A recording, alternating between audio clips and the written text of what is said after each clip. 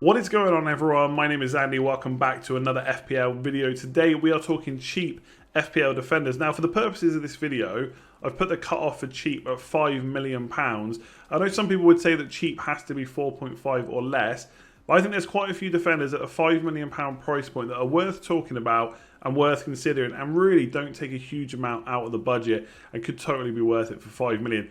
There's 10 defenders in total to go through in this video, so make sure you hold out till the end. Plenty of stuff to talk about, plenty of stuff to go through. I really do think, at least at the moment, it feels like there's a lot of choice this year. Obviously, by the time we get to game week 1, we'll have ruled out a few different players, I'm sure, for our own drafts. But right now, I do think there's a lot of players to consider. So I've got 10 cheap defenders to go through in this video. If you like it, make sure to give it a thumbs up. And if you do enjoy it and you want more content from me, make sure to hit that subscribe button. I've got a massive quest to get to 100,000 subscribers by the end of this season. It's a big total, but with your help, I know we can do it. And looking at the analytics, there's 50% of you that are not going to be subscribed when you watch this video. So make sure you hit it. It doesn't cost anything to do. Really helps me out. Otherwise, I will jump into it. So first up, we've got John Egan, £5 million defender for Sheffield United. Now, you can take your pick from the £5 million defenders there. Basham and O'Connell are both good options too. Baldock and Stevens have gone up to £5.5 million. Basically, across the board, Sheffield United defenders had a price increase, and rightly so, given the number of defensive returns that they had last year and the number of points in general that they had. I particularly like Egan because of the number of shots that he has. I like those goal-scoring defenders. Even though he only got 2 last year, I don't see why he couldn't do that again, maybe even increase on that, and he also got 1 assist as well. Now, with Sheffield United in general, one thing to consider is, of course, Dean Henderson leaving, and I do think he's going to be a big miss. I'm not quite sure if Ramsdale's up to his standard, but Ramsdale is a decent goalkeeper, so I don't think it'll be all bad news for Sheffield United. And also, the way Chris Wilder has them well drilled, they know their strategy, they know their tactics, it works really well. I do think they could hit the ground running and still get quite a few clean sheets this year.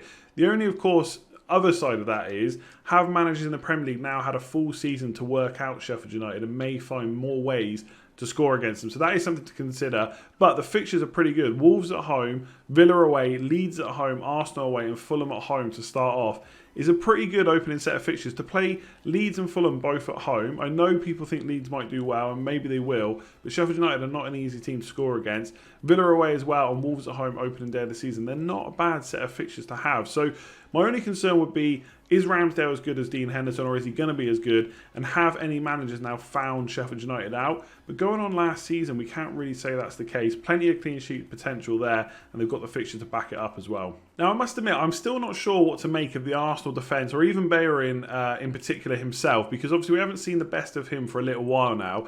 I do think the Arsenal defence has probably improved a little bit under Arteta. I think in the FA Cup, when we saw them play against Man City and Chelsea, they did pretty well defensively. And you'd expect, over this little bit of a break they've had, for Arteta to kind of drill this into them even more, especially through pre-season and stuff like that as well.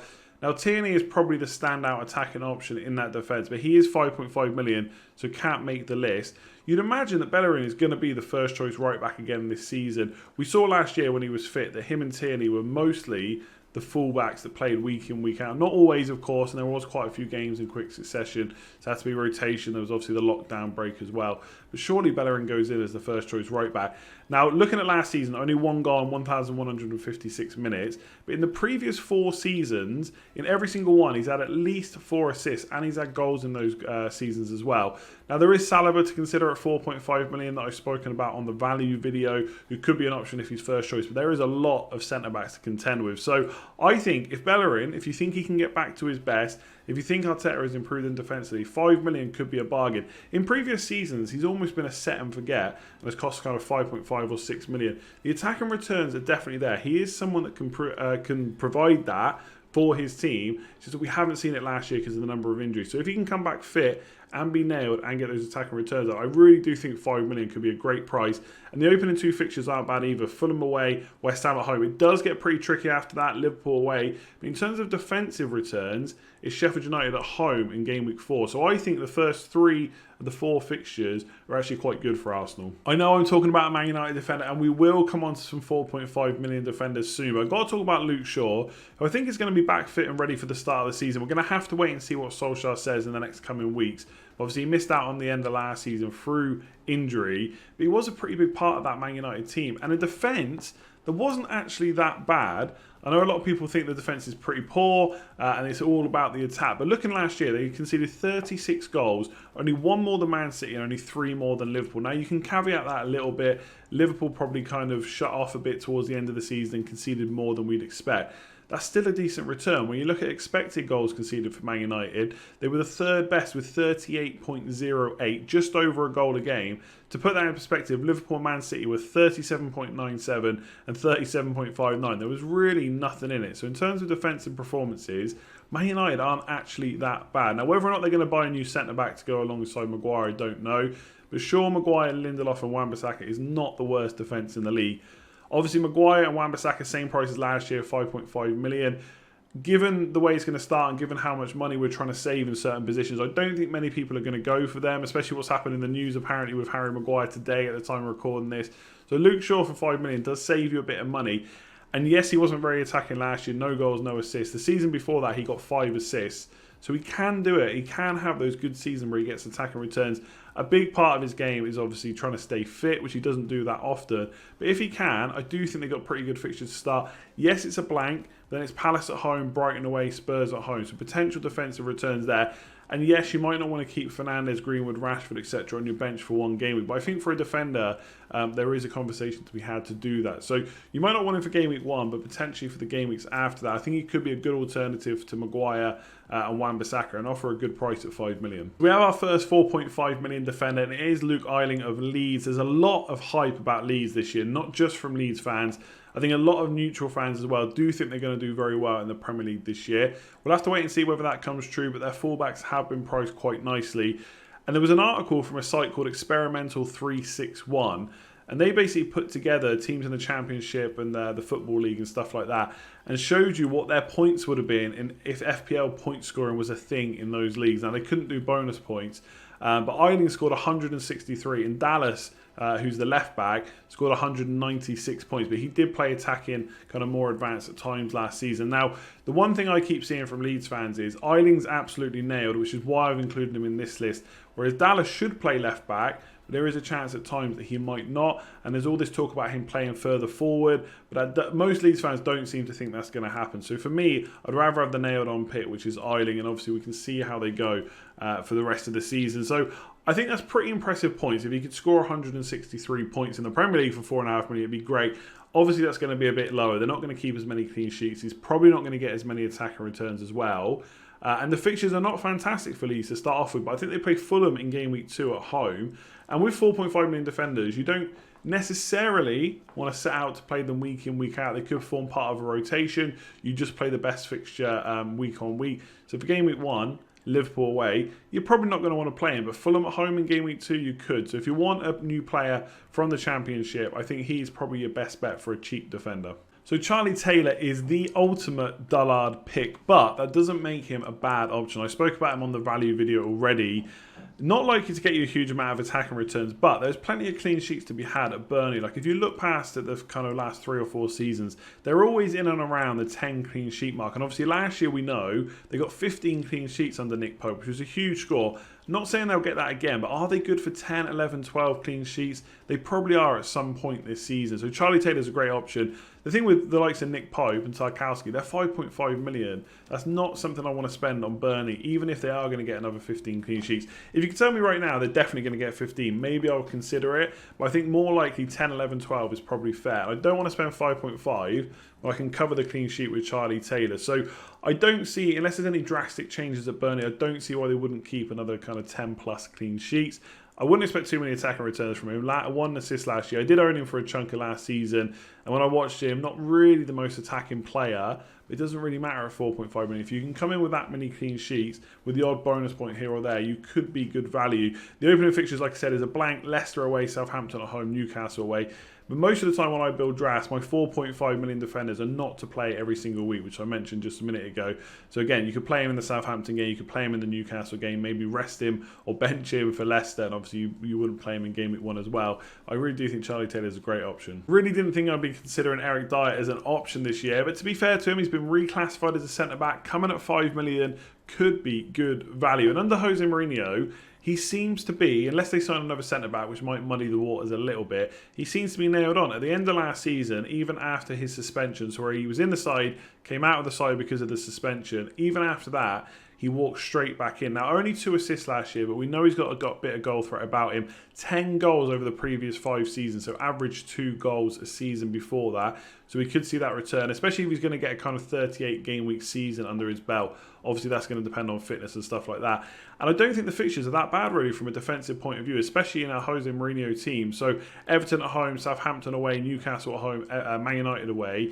At least kind of maybe 2 or 3 of the first kind of 4 fixtures you could happily play him in. Maybe even all of them if you think that Mourinho is going to get them tightening up a bit in defence. Now, I would say last year, that didn't really happen. It wasn't really a Mourinho team where they were fully solid defensively. I think there's a lot of talk about Aurier making mistakes and things like that at right back. There's talk about him maybe leaving, and we'll have to wait and see which right back they sign. I don't think they're going to go into new season getting rid of Aurier and then playing the likes of Tanganga or Foyt at right back. I think they'd probably get a proper right back in there. So we'll have to see what happens there. But I do think 5 million with Spurs opening fixtures, again, I do think this 5 million price point is probably being overlooked a little bit. So if you've got someone to consider there, maybe Shaw, maybe Bellerin, but I really do think Dier is a good option too. That's right, it's that man Vinagre again. I do wonder if I'll make it through an entire video between now and September 12th without mentioning this guy. A lot of it, of course, like I've said before, will depend on whether Wolves sign a new left back. And if they do, suddenly it's a bit of a tricky one to know who's going to play more. And if they do sign a new left back, especially if it's someone quite well known, they are definitely going to come in at 5 million, not 4.5 million. But they don't sign anyone, and for as long as Johnny is out, he's a great option. I think outside of the traditional top 6, and let's be honest, the top 6 is kind of broken up at this point. There's clubs all over the place in the league standings from last year. Wolves are one of the best defences in the league, especially when they're fully fit.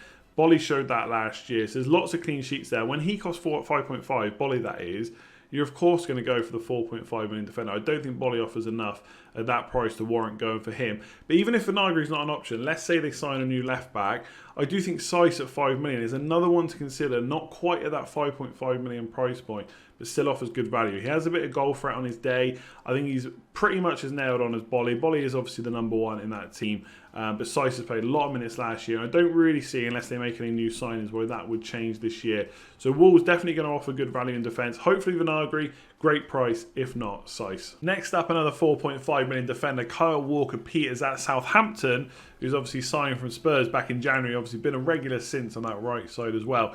Just the 1 assist last year, but we have seen him do better than that. In fact, he got 3 at Spurs the season before, although they were all in one game from what I remember. So it's hard to gauge exactly how attacking he's going to be in this Southampton side.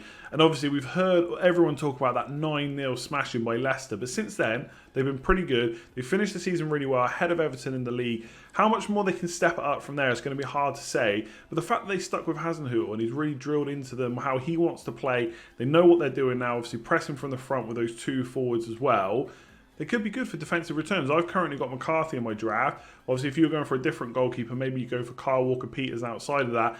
And I think from a fixtures point of view, I quite like 3 of the first 4 for playing a defender. So Palace away, Spurs at home, Burnley away, West Brom at home. I think Spurs at home is probably the one where I wouldn't necessarily want to play him, although obviously it is against his old club, if you think anything into that.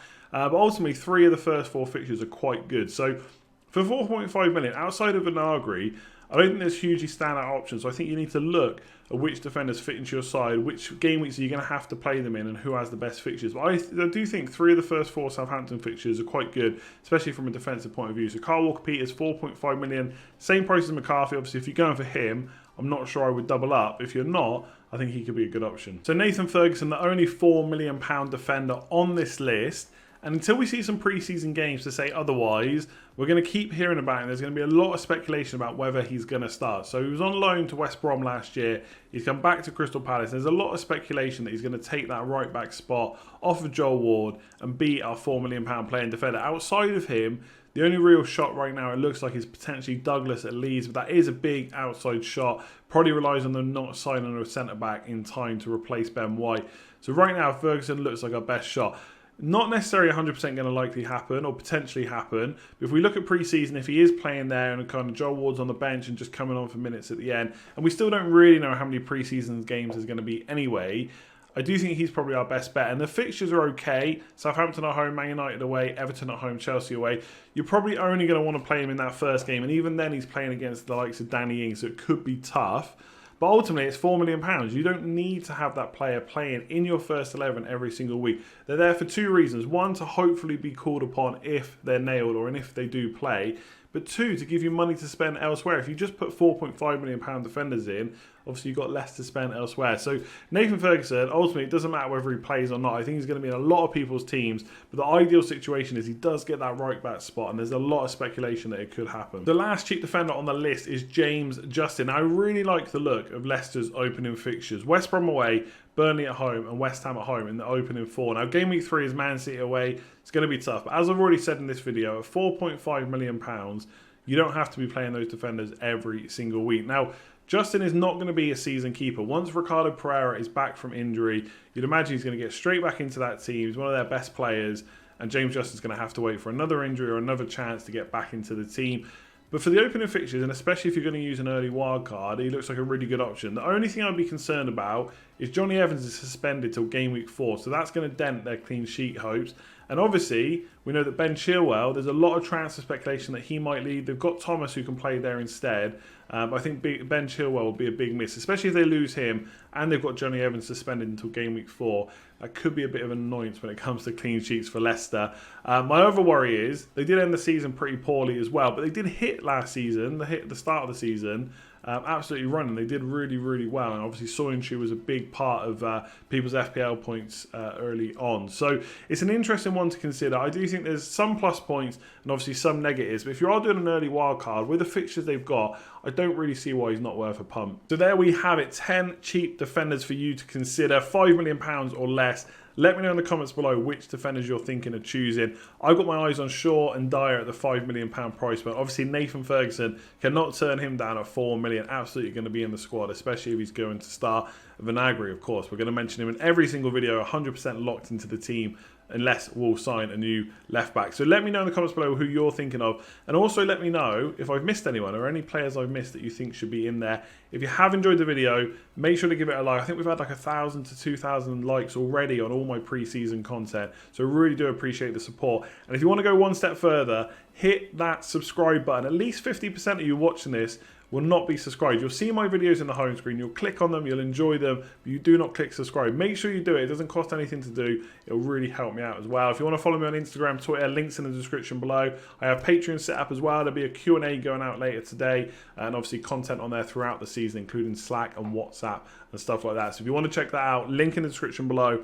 Otherwise, I will catch you next time. Thanks all.